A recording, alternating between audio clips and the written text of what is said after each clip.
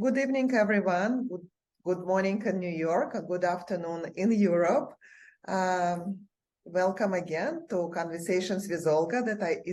It is an IGTV YouTube series that I've started during the circuit breaker now almost more than actually 2 years ago, with the goal to introduce friends and personalities I've met over my career to the multicultural Singaporean and global community through a platform that is accessible and interesting. These conversations run the gamut from intellectual and cultural exchanges to more personal conversations about how people fulfill their dreams. And everyone whom I've had at my conversations is a star on their own accord. And my main mission and hope for the series is to inspire and cultivate a more diverse and inclusive community that can learn from one another. It is an honor for me to have today guests for episode number 38, Cyrille Vigneron, the President and CEO of Cartier International, the jewel in the crown of Richemont Group. Cyrille is one of the most inspirational and thought-provoking leaders in all of the luxury world, a visionary. You're too kind. And a true Renaissance man. Cyrille, I will briefly say a few words about you before we begin what I think is going to be an incredibly fascinating conversation. Prior to current role, Cyrille was a president of LVMH Japan and worked with the Richemont Group, principally with Cartier, for 25 years, rising to become Managing Director of Cartier Japan, President of Richemont Japan, Managing Director of Cartier Europe, and finally CEO and Managing Director of Cartier International. He has also authored a book, The Geishas and Mangas, inspired by his love of Japanese culture. We'll definitely talk about it later as well. And there are so many other things that I would like to touch at least upon a little bit. So welcome to Conversations with Olga, dear Cyrille. Well, thank you. It's my honor to be part of your conversation. Thank you, Olga. And to be honest with you, I must admit it was very hard for me to even shortlist the questions to fit into this short conversation today, because there's so much I want to talk to you about, but the time is a limit, so we will try.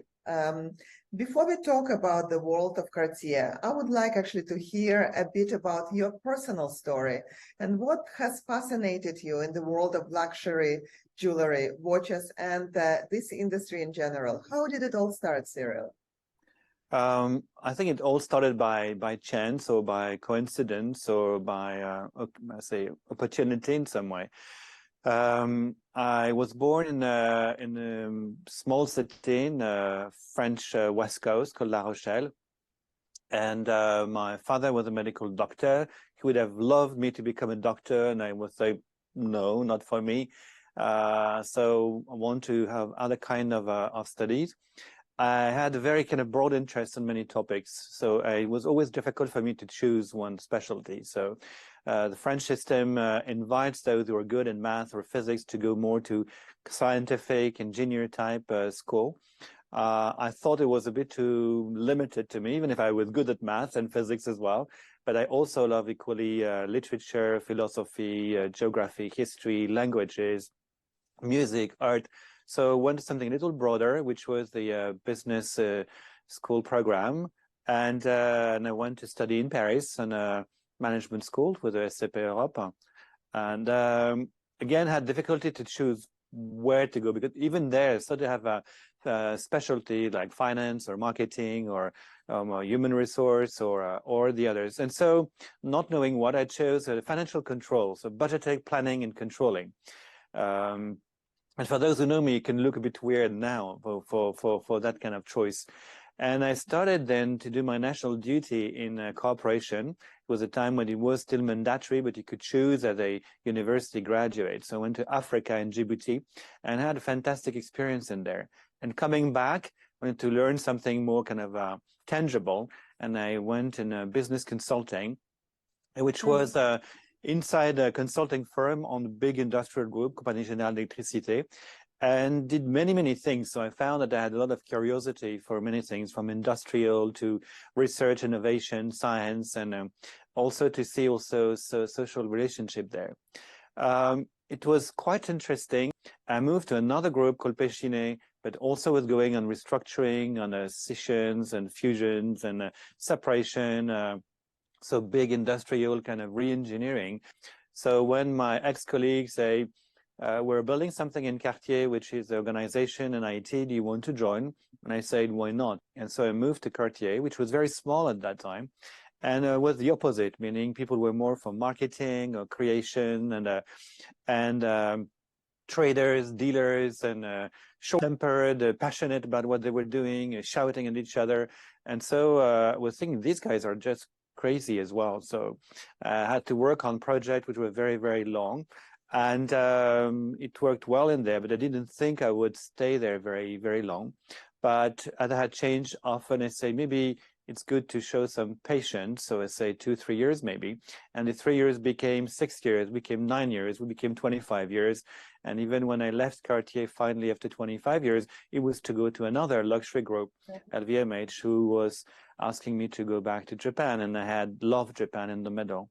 But if I say what has been the biggest surprise, and I would say in luxury, except this fact that it was much more emotional, passionate, and about things than the other groups I had seen, is that it helped me to reconcile part of my personality that I thought had to be kept separate.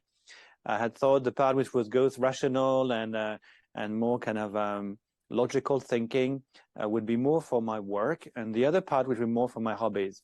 So if I liked history, geography, literature, I could read, I could learn, I could visit, and then I could do things like taking photos, playing music, composing, writing, and so forth for my hobbies. Finding more and more in my career later on that in fact you need both.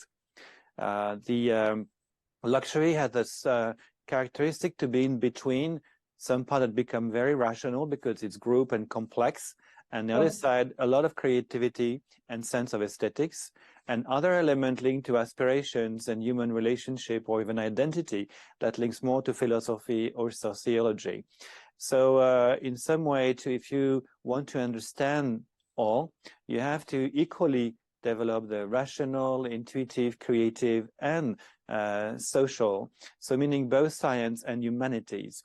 So in some way, what was the ideal of the 18th century of to be both in math and also or science, I would say, for European ideal. So science and philosophy and art. So people like Pascal or Da Vinci were combining the three. You have to combine the three to be complete. Then later say it's better to specialize. But in fact, in luxury, you need to have a little bit of all. So what I thought would have to be separate, in fact, came to be reconciled through this world, which I didn't think of before.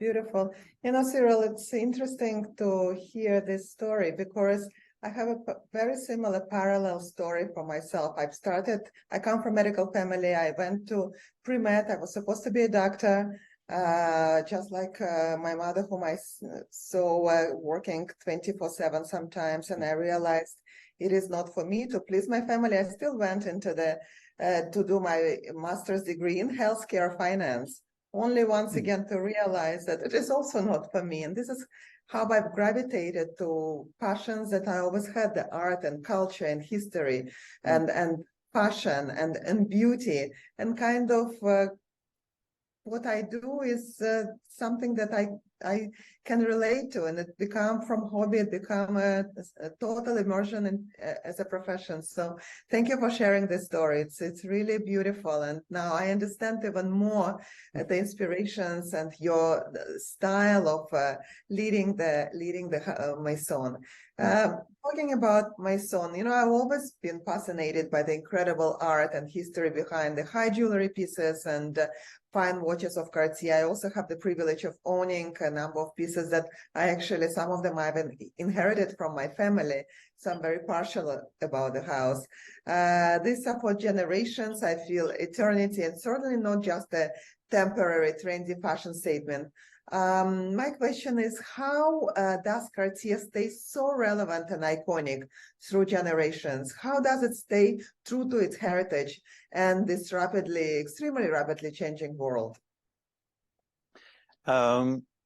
I have first to make a little bit of a flashback or digression to something which can be a paradox. When you say, how does Cartier stay like this? It has not stayed like this for all the period of time, meaning as a brand or a maison, or then as a company. The Cartier world has been divided in three, meaning the three brothers had founded separate companies. There was one in some way living in Paris, one in New York, one in the United States. And of course, after the Second World War, where everything was to be reconstructed, the luxury, especially in watches and jewelry, had become pretty small. So in some way, it came to an end of a big chapter. And at the time of 1970s, it was reacquired, and from that moment, redeveloped in a different way. So we cannot say it's been a kind of a long, linear way where things have been kept and transmitted from generation to generation. It's like if one of, say, culture or city at some point come to be kind of deserted and then re-inhabited and then reinvented from there. So Cartier has been reinvented from the 1970s. And there was one part in there, which was the emerging of upper middle class, that after the generation who, like my parents' generation, who had to reconstruct their countries, or entire Europe had to be reconstructed, then come to kind of more prosperity and wanted also to enjoy life in a better way, including elements of art and culture, and not only really building infrastructures and things of first necessities.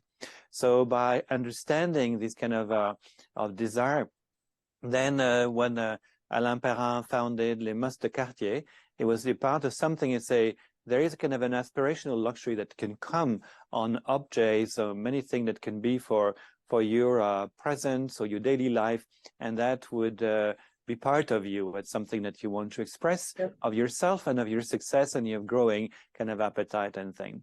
So at that time, this was not so well perceived by the luxury in general, but there was a perception that it was something not the right thing to do for luxury. And this worked in some way very well, and some other maison in some way followed some kind of similar path to say luxury should not be in a kind of a closed area between very, very small number of people, but has the potential to have universal appeal. I mean, not 100% of people, but many in the world want to appreciate it. So the period of 1980s in some way had been for Cartier, but also for maisons like Hermès, from Louis Vuitton, from Chanel and so forth, the fact to move out of a small number of stores or cities and such, and basically to go all around the world and to become big groups as they are now. So from that base, it was also possible to do things and even to look back at history and at things which were existing much, much before, but that kind of been overlooked or sometimes even forgotten. So since 2016, when I was asked to take over, with a lot of element to say, let's look of the entire history of, we say, of the Cartier presence and an aesthetic style, not only as a company or what have been done recently or what was in a specific period, but look at them all and try to see what makes them distinctive and what makes them, in many cases, incredibly modern. Because there was some part of the Cartier style that, whether the part designed in Paris or those in London or in New York, in some way have a same kind of interest for the beauty of things, some kind for the purity, some other kind for exuberance, but in a way that can appeal to everyone, everywhere, and anytime. Meaning there was a part of timelessness and endlessness in this search that would make that some creation of 1920s would look incredibly modern. So it was done before me, but in the 2015 around, to say, why not relaunch the nail, Justin Clou, which is incredibly modern now, but was designed by Luigi Polo in 1970s in New York. Same other love bracelet, it's 50 years old. Or the Tank Cartier, 100 years old, or the Trinity that we will celebrate in a year from now, the centennial, 100 years of existence of one icon, is something quite rare, but they are fresh every day. So this part, which was quite interesting and quite specific to Cartier, is to have constantly search from element of timelessness that were present in the design, the purity of design, the obsession of design that transcends time. And that has been a fantastic journey to look in all period and to find some of these gems basically all the time and everywhere. So it's been a kind of, say, in some case revival, and some kind just to get a fresh look on things. But so more than saying, how does Cartier stay constantly, I say, relevant? It's how to have a constant look on things with fresh eyes and to say which one of these one can be relevant today. There are even some interesting loops in history. In 1980s, when was launched Les Mas de Cartier, for instance, watch collectors will look down at them and thinking, this is not real watchmaking. It's just something that a brand which not even Swiss is trying to make. So Cartier was not accepted in kind of a big, small family, I would say. But when 2018, we relaunched the Tank Must, and especially an interesting innovation with the solar movement, then it appealed to all generation, but we also gave an homage to the must period with some colored dial that looked like some of the launching of that time. And now the collectors look at it and bought it. And there was a kind of a second market, which was kind of a increasing price on those Tank Must re-edition, because the collectors of today look at that period with a kind of nostalgic eyes. So interestingly, what was not accepted at some period can become super cool 20 or 30 years later. So the way of how we look back at history is something which is interesting. Modernity is not what is new. It is what is relevant today.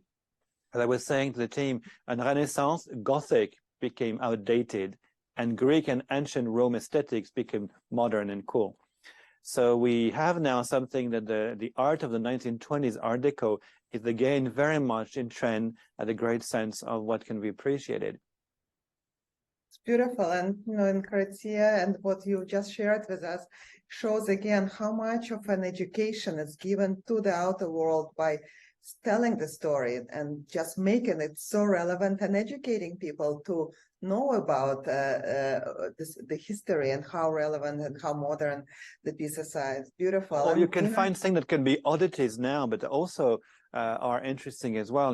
When they were the first landing on the moon with the NASA, then the Figaro asked a subscription to the readers to make 3 little versions in gold of the lamp that were given to the 3 astronauts. And one of those is part of the Cartier collection.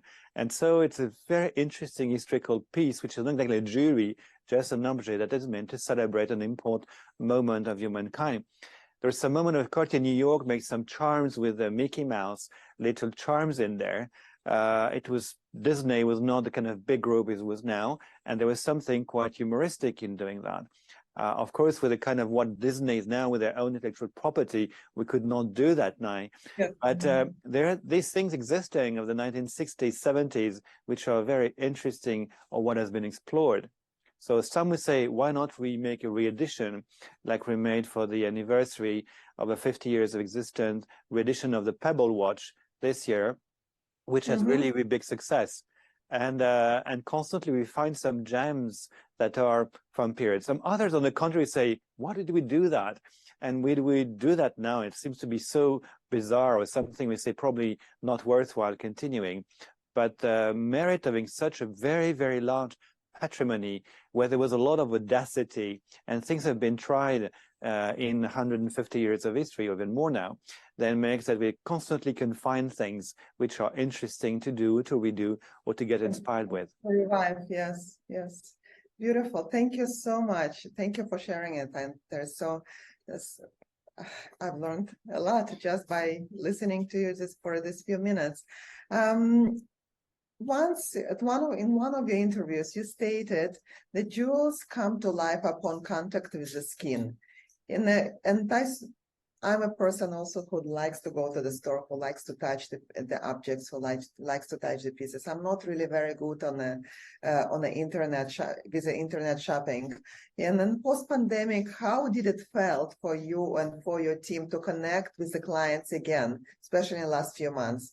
Because the ability for clients to experience this again, I think after looking at creations mostly digitally for 2 years must be so special. It is for me, for sure.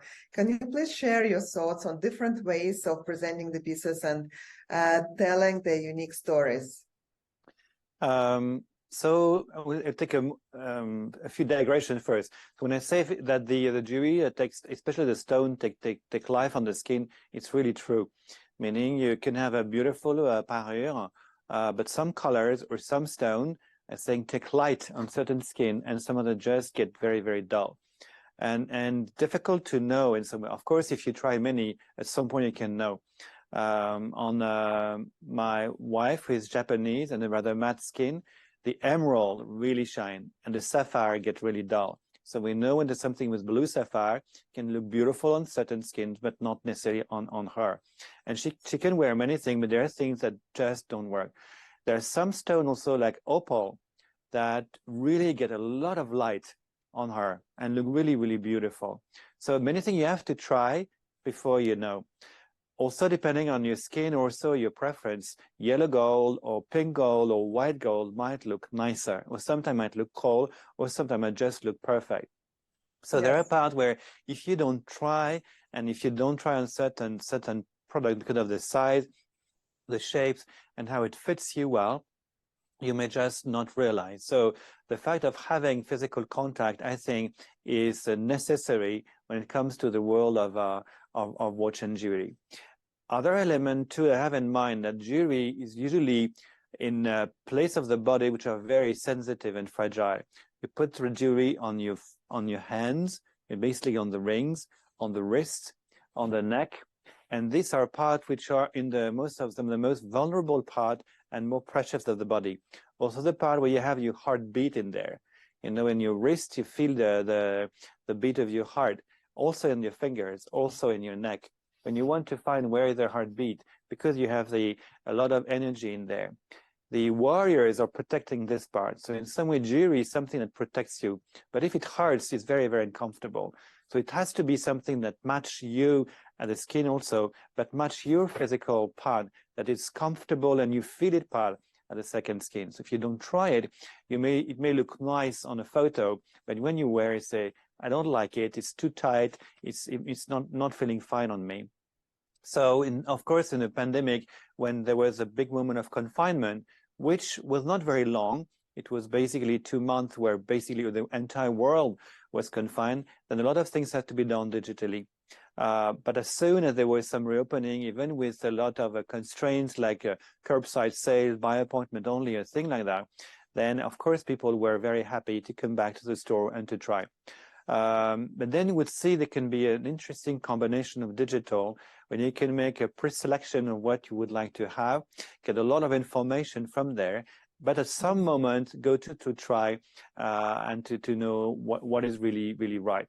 But then you can also, if you have then 3 that you have chosen and you not know which one you want at the end, you can decide finally on digital and through distance sales, either through e-com or through the call center or contacting the store.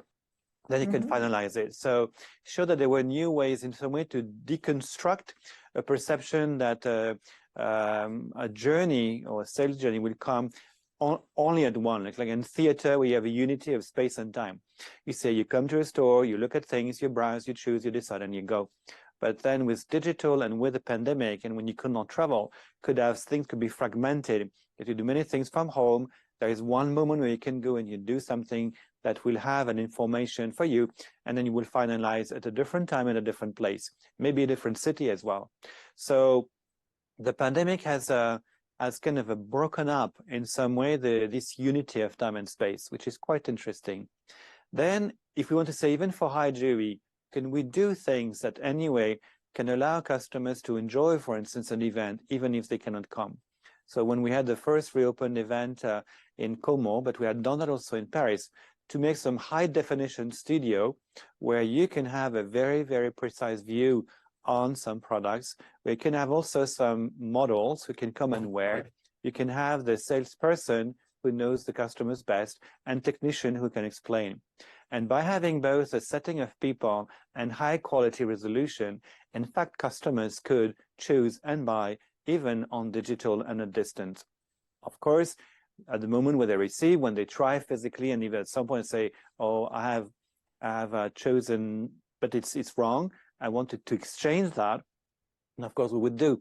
But we could do some, to our surprise, very expensive sales as far as the digital means were done with the right quality and the right environment that can be both explanations and details and things like this. So we have now basically all our high jewelry or events or salon have some digital studio where we can make high quality photos, resolution, and interaction so that customers who for any reason cannot come but still want to have and participate, enjoy the event, and can also buy at distance. Thank you. So shall I shall I conclude that actually Cartier's business strategy was revamped after the COVID or with COVID's presence? Not necessarily, because we have seen that many more things were possible using some technology than before, but in some way nothing replaced anyway what you experience when you're in the store, and that there was also a desire to be together and to have some physical experience. So we thought we had to make even more interesting, exclusive events, not only the one in Como, but the one we had in Madrid last year, because there's something you can feel that not only on your own, but also with others.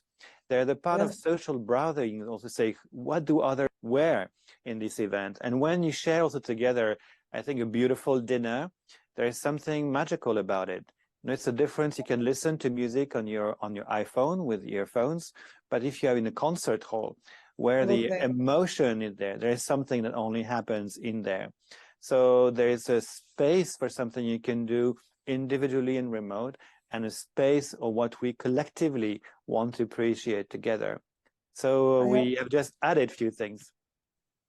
I so agree with you, because through all my career, it was my task and journey and passion to tell the story, to put the like-minded people together, to give them an experience, or to immerse them into the environment where they can feel it differently, rather than just, you know, to have the mundane events and story has been told. And also what I've observed, exactly what you said, that certain pieces of jewelry or watches can and should match the wearer's personality, and the strength and the beauty in both who is wearing it and the piece itself. So I think what you just said and what you shared about your wife is so true. So thank you for sharing that. And even, you know, your conversation started because of pandemic, and then why don't you do conversation from home?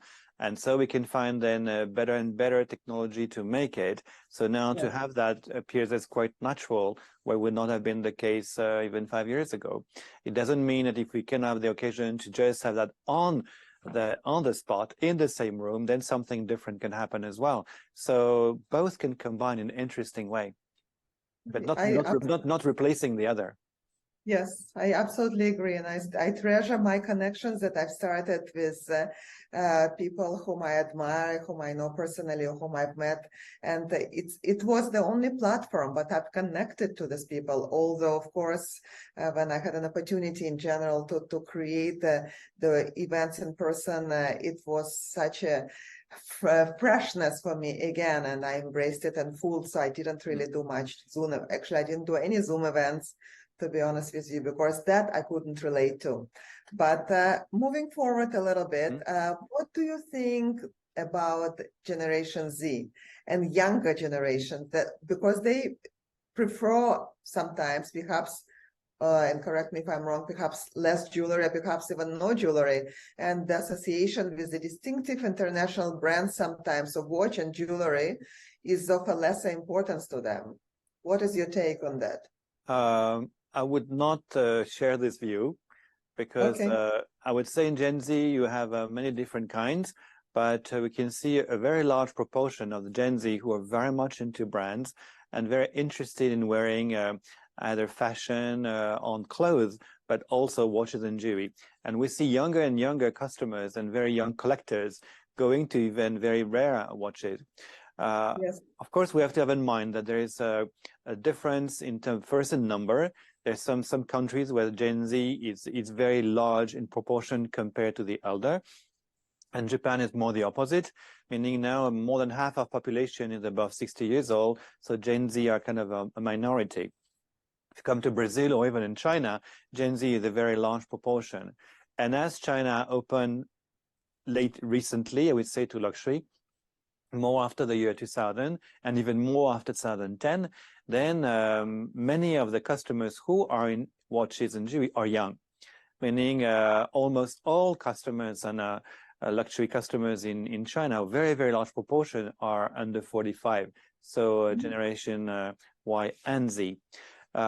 We have in our portfolio already 25% of our customers who are Gen Z. So it's rather broad. So we cannot say that there is a kind of an entire generation who is not interested. Again, in that generation, some are and some are not. And what we see, I would say, in that generation is the different kind of trend, either to be very much aware on defining their own style, and they would go to things that they pick from different origin, mix and match, and can have equally in some ways some very custom jewelry, and from some other occasion having something really, really expensive, and knowing how to use both.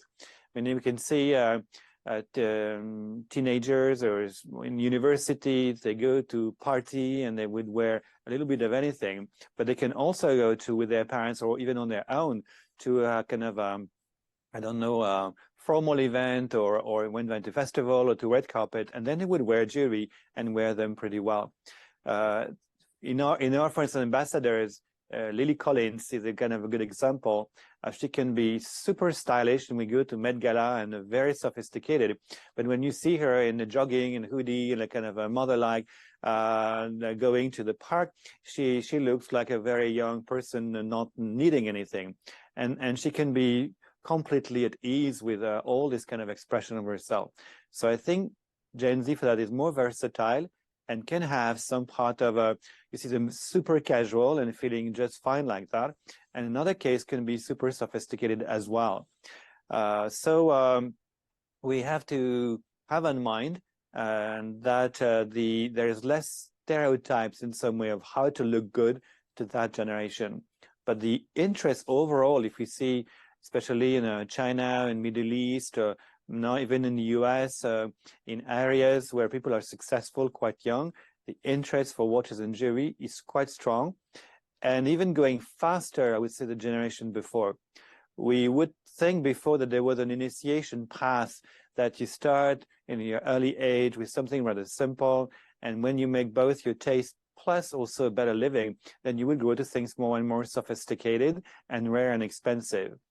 As many can make a kind of good success and fortune at very young age, especially in China or in the US, this one go extremely quickly to things who are very sophisticated and expensive, but learning a lot very quickly. So they would like a lot to have share group or collectors group, and they want to learn very quickly from their friends or from their mentor how to make the right choice.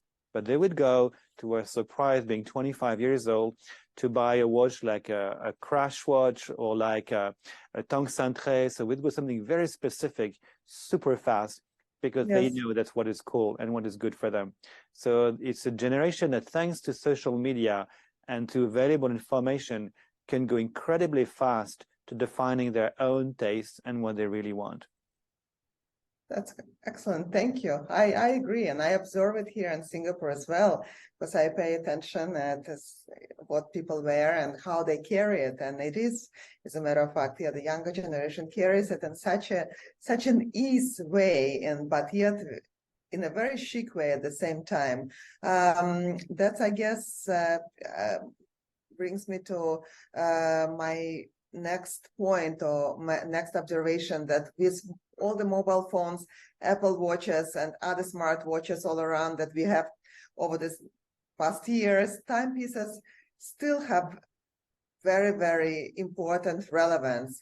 And what is your take on significance of watches, and how do they accept personalities? How do they affect personalities? Actually, you did talk about it a little bit, but you've mentioned in one of the interviews that tangible products for intangible feelings. Can you please elaborate on this quote? Yes, there was a question and perceived as a threat in some way when Apple launched the iWatch, and Samsung also went in that direction. and where connected watches worked very, very well and sold by million. There was one statistics one day that was perceived as a kind of threat for the watch industry in general, and say only after a few years, Apple is selling more watches in numbers than the entire Swiss industry. And this was perceived as a kind of a shock, not taking into account that even before, the Swiss watch industry was only doing 5% of the global volume and 50% of the value, meaning you had an enormous amount of watches which are very affordable. For instance, digital watches, or anything done by Casio or by Citizen, or and then Timex, and so you had, and even in Switzerland, Swatch, other brand, that you had many affordable watches in the world that were seen as either fashion item or functional item to give time. But the Swiss watches were something different in a category which is more expensive, so in some way going beyond the function and necessity. So the iWatch in some way has changed a part of having a new kind of functionality in there, and then being very quickly perceived as a sign of modernity. So when I say what it means to live with your time, if you wear an iWatch, you say, I live with my time and I'm connected. Where if you wear a Swiss watch, it means something different. Yes. So the point has, and I said in one interview, say, before, the very purpose of watches was to give time, because the fact to be in control with your own time was the big part of adulthood. So an expensive watch, or watch that can last, was often a gift that parents would give to their children when they come to their majority, and meaning they become responsible for themselves. So it was a very symbolic meaning, and receiving your father's watch, especially for a son, was something have a high symbolic value. Absolutely. Yes, I experienced it myself with not only watches, but with the pieces that I've inherited from my family. And it gives me an absolutely incredible feeling, and just, it's super precious. So now that, as I would say, that we can get time basically everywhere. Before, yes, it was important to be in control with time, and then your watch was basically the best tool to have it. So it was useful. And 30 or 35 years ago, you have watches, and you had luxury watches that had a little more meaning, but there was not so different between all of them. Not difference, for instance, by gender. You had difference in size, but it was not such a kind of a personality signifier, where also the codes also for fashion or for clothes or for accessory were also more stereotyped than now. So now that you can have time everywhere, from your microwave to your car to your washing machine to the pharmacy in the street, and of course your iPhone, iWatch, and these go even further, because you land somewhere at an airport, and as far as you stop the fly mode, then you get automatically aligned with the right time zone. So yes, the fact to have time is becoming something functional that you can have everywhere. So you don't need it to be on the watch. But yes, so what has happened is that the more it's becoming like that, the more the watch becomes to tell who you are, not to tell time, but tell who you are. And so the more iWatch are developing, the more Swiss watches are also developing to tell something different about personality. So the more we come to a diversity of expression, of aesthetics, and the brand in some way personality, that makes a Rolex very different in what it represents compared to Patek Philippe, or compared to Cartier, or compared to Hermès, for instance, or Chanel. If you wear each of them, it tells a little bit different of your personality and what these brands are here for. So and this is going more and more, which moves watch brand to become more and more distinctive in what they represent, and not in the function, which is just to give time. So we also, the more we see that we see that Cartier being the watchmaker of design, of shapes, and of a sign of elegance, the more we see an increasing trend going in there to find something, because time means less as a function and more as a personality trait.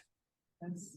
Thank you. And you are You're known to be an amazing and incredible and very inspirational leader with something as intuitive. And I feel that you do have an intuition, you have a tremendous knowledge, but you obviously have a culture and intuition as beauty in timepieces and jewelry. How do you ensure that everyone in your team is on the same page with you and tells the story? When we have a broad team, of course, it's difficult to have everyone on the same view, and also we have to understand the diversity of point of view is quite interesting. So there is the part where, when it comes to concept or ideas, we can share them openly and then have questions. So we go to physical or digital town hall meeting where you can express first these perception of concept, and then to have reaction, question. So there are some part where say that what we think the maison is about, and that we're saying my perception of time is about. Also, I think it's important to share as broadly as possible. So, I write posts on our internal Yammer or on external LinkedIn, and to share as many thoughts as possible with a large number, because it's important in some way to give your point of view. But it doesn't mean that everyone should have the same, otherwise it would be too restrictive, but it's interesting to share. And when it comes to aesthetic, we have some part where collectively we try to have the same way to look at things. Because Cartier is so broad, it's impossible to say, I like them all, or to force everyone to say, I like everything Cartier does. But what we want is everyone can find something that he or she or they like. Yes. In this case, the collective view is to say, this can be very new, very different, but in some way it is Cartier. And even if it's not my taste, I would find that as beautiful. The same with art, there is some art that talks to you, and some are recognized to be something really an incredible masterpiece, and you say, it's beautiful, but I don't want that at home. There are things which are too harsh and too dark, and say, I can see it in a museum, it would be fine, but at home, no, yes. I don't want that. Absolutely, I agree with you. It's so personal, and I've been working actually for the past weekend at Art SG with different people, and different people have extremely different opinions about the same pieces, and some of them could not imagine this piece to be at their house, and some of them absolutely loved it and embraced it. And that brings me actually to the following question. Is there any sort of called the Cartier sommelier of sorts of watches and jewelry for clients who would like to learn more and who would like to be educated, and just like the art advisors who go and highlight and educate people about the art and pieces? Well, that's the role of our sales associate in boutique, and those the grand vendeurs have even a broader knowledge, especially when it comes to high jewelry or rare pieces. Then they often, work with our clients as advisors. So, but we don't have a general role who would do a kind of neither on, I would say, a sommelier or curator that would try to have everything and once for all. And interestingly, even with the Collection Art de Cartier, every time there is a new exhibition with a specific theme, there is both a director, artistic director, curator, who are often artists, and their look is very, very different. And the same for the Fondation pour l'Art Contemporain. So the recent exhibition, the latest one, which has been very successful, the Cartier and Islamic Art, so had mostly different curators, but the role that Liz Diller played in seeing the architectural part of it and to stage it properly was really amazing. In Japan, Sugimoto Hiroshi, when he curated and thought and designed the one called Crystallization of Time, has his own view, and his own view was also equally amazing. And the one in Beijing Palace Museum with Nathalie Kenya was really, really nice in there as well, because they bring their own view. So the view of the curator and in some ways very strong. But we see so many points of view. It can be so interesting that we thought, so we can't define just one, that we say that's the way to make the wine list and your selection and the wine pairing. Sure. And when I come to a restaurant, basically when there's wine pairing, I never take. I usually disagree with the wine pairing. I agree. Yes, I'm on the same page with you. Totally. Cyrille, I would like to move into the subject that is extremely extensive, but yet extremely relevant, especially these days. It's sustainability, and and you being brand that cares. More than 90% of the gold used by Cartier is recycled, from what I've learned. This includes long-lasting products which can pass on from one generation to the next, or from the owner to another owner. And this is also one key part of the sustainability mantra in general. It's reduce, reuse, and recycle. So in very simple words, can you please explain to our listeners what is ESG, which is environmental, social, governance, means to the context, in the context of your industry? Well, it's quite difficult to explain in a few words because it's a topic that is really, really broad and that everyone has difficulty to put in there. But as you mentioned first, it's something we take very seriously, and there are many aspects in there. So the first one you mentioned is we're linked to, say, durability and reusability. So we are lucky with two things, and watch and jewelry are part of it, is that most of the material can be reused and recycled, and can be jewelry can be unmounted, remounted, and many, many times in there.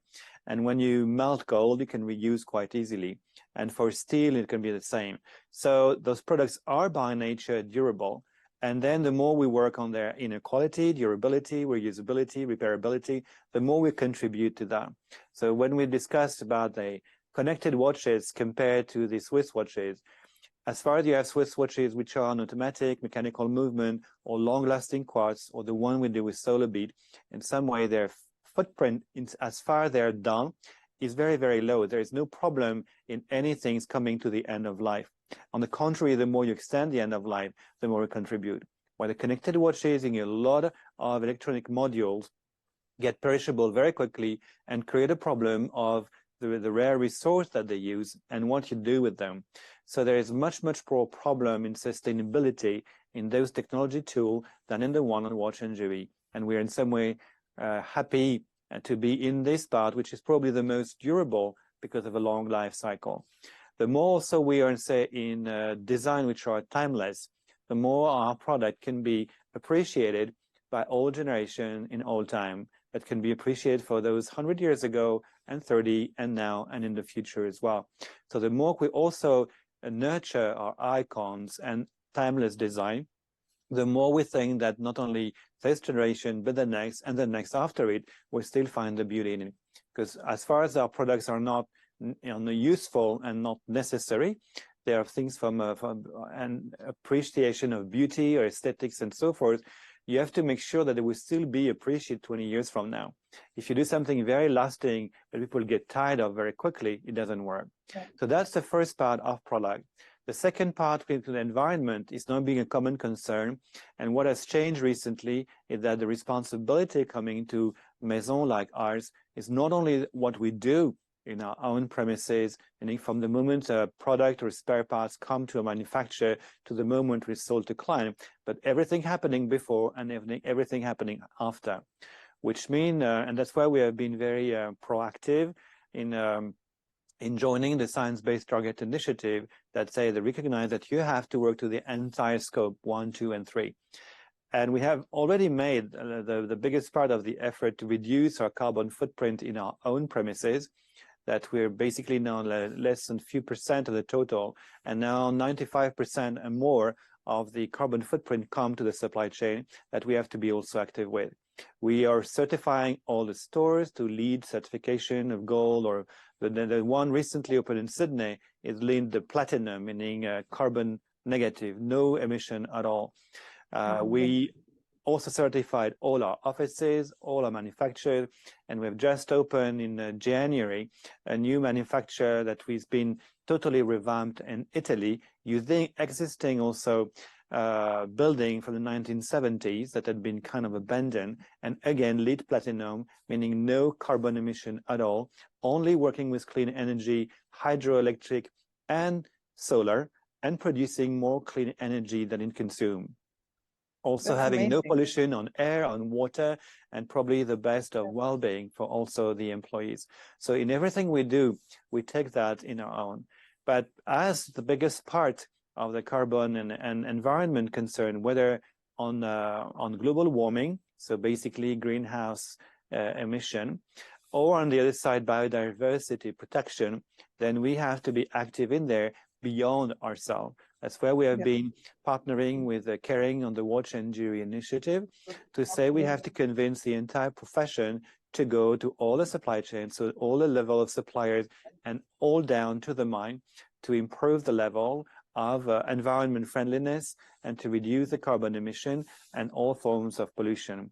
And this on the kind of environment side, but also on societal, meaning guaranteeing human rights and working conditions in all the chains, from the mine to the stone cutters and up to the point it comes to us. That's why we are active collectively, because on that we need coalitions, because we can't do that on our own. And we see that the response of the profession, which is a bit slower than the one on fashion, where the Fashion Pact promoted by Kering and then the LVMH Initiative for Environment, Life, also got speed earlier. But when it comes to watch and jewelry, even if the problems are less because they are less, the carbon footprint is much smaller, it has to move. And that's where we try to, and we do things to encourage our partners or competitors, which are also in the same boat in this case, to act. So I think these elements are there, and we do things, also think that our role with community, either on protecting biodiversity through Cartier for Nature or through coalition, like Lion Share from UN Development Program, or also element linked to philanthropy, that we have been with Cartier Philanthropy active for the past 10 years, or through other initiatives like the women empowerment through the Cartier Women's Initiative, or the Women's Pavilion, which took place in Dubai. And we also curate the next one to come in Osaka 2025. So our social commitments are quite, I think, important and consistent in time, whether they are directly for nature protection, for conservation, for biodiversity, or for other elements like women empowerment, which are also a key to make a better and more equitable world in the future. Absolutely. So basically, you are really walking, you walk the talk, which is extremely important, because, you know, there are a lot of talk about greenwashing and the need for greater transparency. But by listening to you, I think it's incredible for you to entice the industry and for you guys to really take it very, very seriously, and issues are being resolved. So thank you for sharing this with us. I would like to actually move to the initiative that you spoke about, the Watch and Jewelry Initiative 2030. Can you please tell us about this initiative with Kering, and what are the main objectives and goals of this project? So, as I said before, when we come to environment questions or human rights or society, basically we need to work on coalition, because the issue is the entire supply chain. So that's basically what Kering had done with the Fashion Pact. But when it came to watch and jewelry, they were a bit small in there. So we don't have the critical mass to influence the industry. That's why I say we have to team up to get some part of their knowledge of what has been done with the Fashion Pact and how to apply similar principle. And so the purpose are basically three. One, to have a chain of custody and some norms that can come to the responsibility and a code of practice on the entire profession, where basically the sets of norms that exist, and Cartier had been the founding member of the Responsible Jewelry Council, with a kind of interesting norm that have joined the entire profession from the mine to the retailers. Even if in the recent period, and when we see also with the conflict and the war coming between Russia and Ukraine, and how this also could be seen in the supply chain and some government and putting some constraints, regulations or bans on supply. And also, if we had also promised to customers to have no conflict diamonds, so to have no blood diamonds in our supply chain, then implied to review what was done, because we have to face this new reality. So there's a part existing in Responsible Jewelry Council that probably have to be amended. That way we want to make some reform inside it. But basically, the only thing that existed now is this one. Cartier was the founding member. There were 15 members at the beginning, and now it's about 1,600. So it's a very important association in there. But we think that there is a need to reform it for the question I mentioned there. Also for colored stone, were not properly, I think, addressed. Also for other material control, not only gold, but platinum or palladium or others. And also for elements, yes, in the various part of the chain of custody that were kind of weak and like lab-grown diamonds or hard to control elements which are not natural, for instance, but are part of the global equation. The second pillar is environment and climate. And on that, the RJC doesn't cover at all. That's why we thought that probably the most usable norm is the one from Science Based Target Initiative. There can be others that can have some kind of equivalence, like the B Corp certification, even if it follows some other goal. And some other certification, like the LEED, for instance, if you were just a one-part player. So on that, we say for those who have an interest and are serious in there, if we work on the same methodology, then the kind of action plan that comes is quite clear of what we have to do on our own premises and what we have to do then for the rest suppliers, the close one or those who are farther. And the third pillar is more linked to biodiversity. And there are elements like also on science-based target, there will be various sets of norms coming soon in there. So say everyone is invited to join as far as can work on the three in a way which is serious. All of these three elements have norms and certification process. And on all of them, you have also, when it comes to SBTI, to define your goals that have to be accepted as plausible, and then you have to be accountable for giving some feedback on whether you have done something and where you are.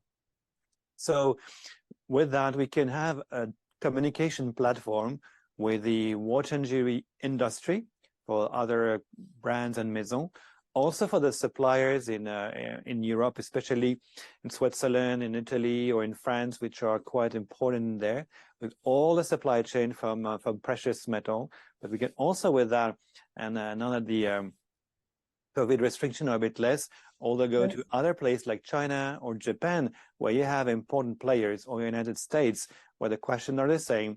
And if we want to have an impact that goes beyond just the European part, and we need to have some sponsors and champions in there. Now in Japan, Seiko or Casio are important watchmakers, and Mikimoto or Tasaki are important jewelry players. And in China, Chow Tai Fook, Chow Sang Sang, Luke Fok are also very important players. And as far as we can involve all of them, probably we can do a lot of good for the entire supply chain worldwide. So you have to start with what is close, but the purpose is basically to have a worldwide platform that can really have an impact and change for better. Thank you. That's incredible roundup and basically and summary of it all. And I hope that a lot of support is going to come your way, and it's coming already from what I can see. I would like to read actually one of your quotes, because I do read constantly your very, very interesting and very profound and very philosophical posts on LinkedIn, and where you share your thoughts and conversations, and most of your posts are really definitely thought-provoking, and you know, I'm not a huge fan, to be honest with you, to be on of the social media, but I've always also whenever I express myself on social media, I also write the posts that I feel that are important for me to share, and actually it led to the new book that I just published called The Little Black Book. It actually came from the captions from the Instagram post that I've shared. I loved one of your posts where you talk about La Rentrée being full of stress and uncertainties. And I would like to read this post from for our listeners. You said, performance is not trying to deliver the best all the time. It is to remain fit all the time, to deliver the best when needed. This requires understanding limits and allocate time to rest, regenerate, and recharge. This is what you're doing in your life, and how do you manage it? And what advice can you give us about it? Yes, I try to do that because the life of a global CEO is basically imbalanced. You have too many things to do and not enough time to do all of them, and then you also have to have to care about your teams, about your family, and about your own health. If you don't do that, it goes wrong somewhere. So the first thing is, in the first advice is that you have to care first for your health, because when you start to get sick, then nothing becomes possible. So to do that, the first thing is to know your own limits. We tend to ignore certain things or signs, and when our body or a doctor or sometimes our partner, wife, husband, children tell you to stop, it's better to do. When someone who really cares for you says it's time for you to stop, you should listen. And when your body tells you so, you should do it. When I got COVID twice, and I was sick, not too sick, not to be hospitalized and so forth, but I could see that the pressure on the body was quite strong. And then even after that, I could see I was more tired. And after that, also, there was some time where I had some coughing and things. So the time I could feel for my body to be entirely recovered and both my immune system not to be fragile took quite a few weeks. So, and even after I was considered as medically cured, meaning that I tested COVID negative. Yeah. So if you listen to that, I mean, you have to slow down your rhythm for that period. Otherwise, it can be long COVID impact, or it can be also some part where you just never really recover. That's very true. There's also some moment where even if things are really, really tough, you have to recognize how many hours you need to sleep per week. And I need to sleep 7 hours per night. I'm not those can sleep 4 hours. I think I don't know if they are lucky or not, but it's different. But to me, I need to sleep. If I don't sleep, after a while, I get wrecked, and then I just can't focus. And immune system goes down also. And in most of my work is to listen, to be curious, and to be focused on meeting that can be quite long. If at some point I stop being focused or stop being present, I cannot deliver in there. So the most important is to know yourself, know what your limits, and try to work within this one. And for the part which are limits that we can overcome, then take the time to do it, because there are more limits that we can overcome than we think. So in some way, we tend to be ignorant of limits we have and do not want to see, and some others that we think we have that we can overcome if we work on them. It's like if you like music, you start to play, and you have to work it hard to make your fingers more supple. And you have to work it hard also that the music can flow inside you. So you have to do many, many exercises. Everything in life is really kind of confronting a kind of physical or mental limit that you can overcome if we want. So there are many things we can overcome if you really work on it mentally and you get determined. And we have to do that. You can increase your resistance. You can increase the power. If for those who want to run a marathon, it's possible for many people, more than what people think, but they have to have the right training and to be really determined to do it in a proper way. If you do it in a proper way, you will never do it, and you can break yourself. But if you can do it, you can push yourself to beyond what you thought were your limits. They're the two things that you have to have. Don't see obstacles as forever. Many of them can be overcome. Many records can be broken, as far as you have the right understanding on how to do things and to train yourself in a way that make it possible without making risky. And on the other side, there are some limits that you need to have. And it's not only yours, it's also the team around you. It's also your family. If you put too much stress on them, at some point they will break, and then it will be hard for you too. So you have to find something not only that works for you, but for those around you. Because it's the kind of thing that the balance in some way come to be mutual for the family or for people who care for and who care for you. Thank you. Thank you very much. This is very emotional sharing. Thank you. And you are a pure, true Renaissance man. I know that you write poetry. I know that you paint, but I also would like to write. I don't paint. I like painting, but I don't paint. I don't paint, I don't draw. Okay. Maybe if you believe I do, meaning that I have some unknown talents because okay. Well, maybe maybe it will come. Maybe you'll start painting. But Maybe. that you write poetry, and I know that you've written a book, Yes. Dictatious and Mangas. So I would like to ask what it's all about, and has it been actually translated in English, and what inspired No. you to write the book? So it only exists in French with this one. There was the version before that was both half Japanese and half French, meaning starting from the left to right in French and right to left in Japanese and photos in the middle. So it was a project, or I don't know, a try that one Japanese chief editor on one magazine asked me, but it was a long time ago now, to give a subjective point of view on Japanese matters, how I would see, because he thought you're a foreigner, but you're very curious, and your point of view are very interesting on Japan. So can you write a column, start by 3, and we'll see how our readers react. So I wrote the first 3. The response were very good. So he said, continue a little more. So I made 3 others and 3 others, and then came to a full year. And I say, okay, so can I stop now? And I say, no, the review are super good and even better and better. So you have to continue for another year. So I continued another year, and so made 24 chapters out of that, which again was also a very interesting personal questioning and discovery, because it covers things of space and time and justice and women and fashion and politics. And this was very interesting for me to say, if I want to write something concise on that topic, of why I think either my point of view or the Western point of view can be different from the Japanese point of view. How, for instance, Europeans tend to see time as something linear, where you move from one stage to the next, when Japanese sees more circular, and what it means in terms of difference, and how the mindset can be different if you think this way, which was very useful, by the way, to see how to work for the brand or a maison with different perspective of time and what it means for us.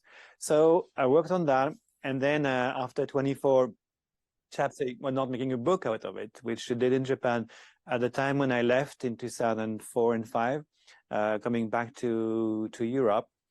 And with that book already existing, I went to see a publisher in Paris, Albin Michel, and told me, it's very interesting, but there's some part missing, because you can see so implicitly of being in Japan that if you address to a French public, you have to rewrite it to be more explicit on many things.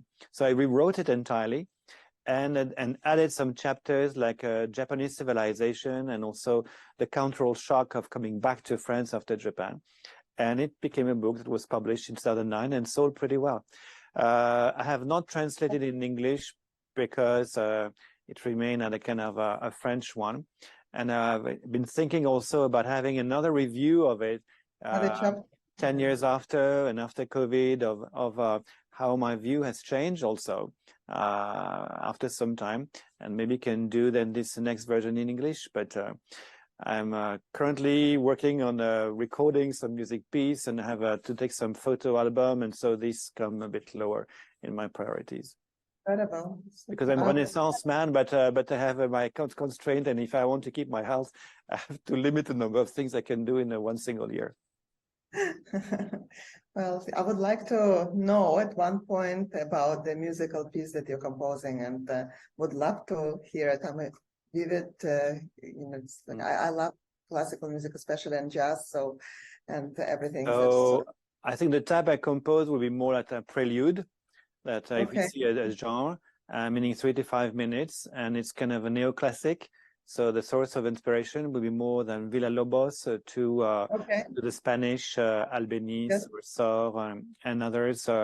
Would be something from Arvo Pärt to Philip Glass in certain way. So that could be. Maybe one day you have the launch of this piece in Singapore. I'll be more than happy to help you with that. Maybe. That would be amazing. But I'm not professional, so it's something pleasant to do on my own. But fortunately, I don't have to live from it. So that's a part which is just a luxury, that I can do things that I like, and not to having to make something that is perfectly executed, nor something matching public taste.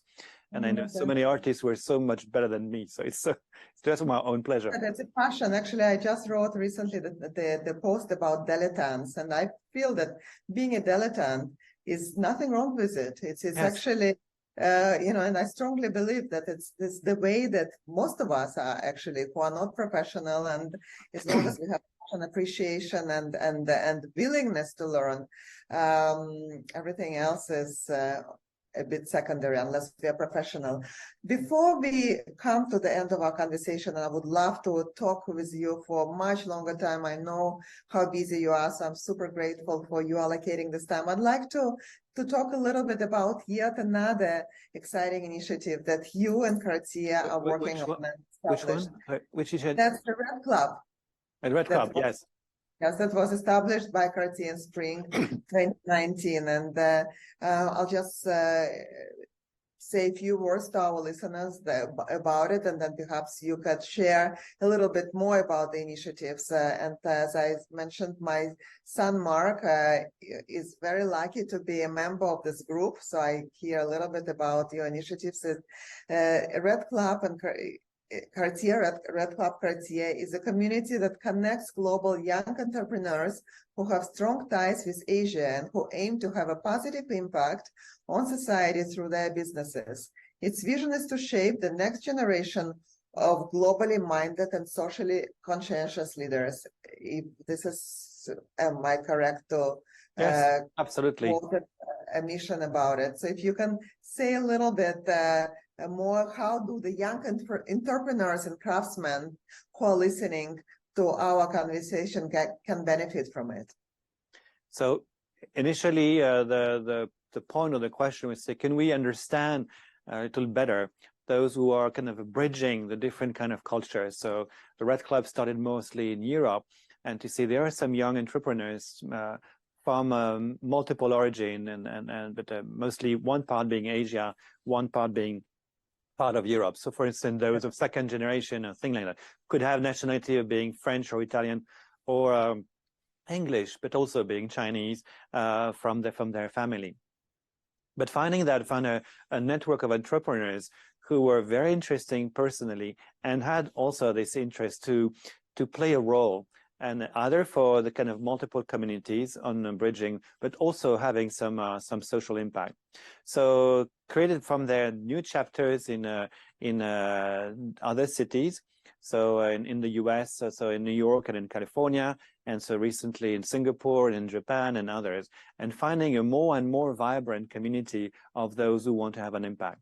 So it evolved more to say, not necessarily having a Chinese part of the background, but more bridging some links. So mostly from Asia, but when you come in the United States, can be even broader, because in the United States, people all come from different background and all have multiple origin.